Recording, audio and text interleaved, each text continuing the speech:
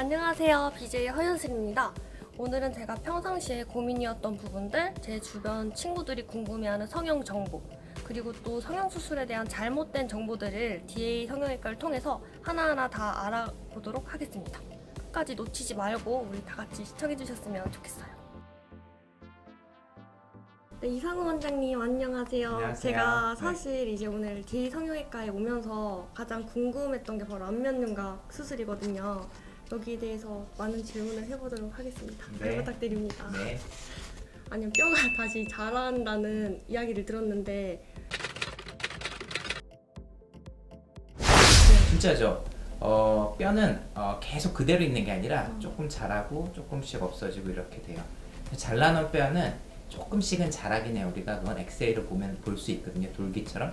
근데 그거는 결국은 밖에서 봤을 때 외모적인 문제를 일으키진 않고 내가 수술한 부위를 잘 만지면 약간 오돌도돌한 경우들이 있어요. 그건 뼈가 자란 건데 실제로 외모에 영향을 미치는 정도로 자라진 않기 때문에 뭐 그것 때문에 다시 수술을 해야 된다? 이런 경우는 없어요.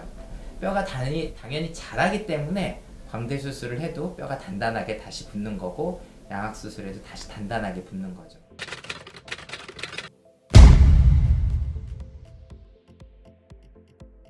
안면윤곽 수술 후에 겨울에 좀 뼈가 시리다거나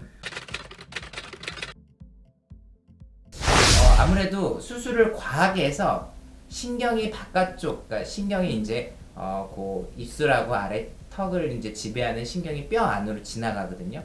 그 지나가는 신경이 바깥쪽, 뼈 바깥쪽으로 노출된 경우에는 아무래도 약간의 자극, 뭐 차갑다든지 뭐 어딜 눌렀다든지 이런 자극에도 좀 찌릿하게 반응할 수 있죠.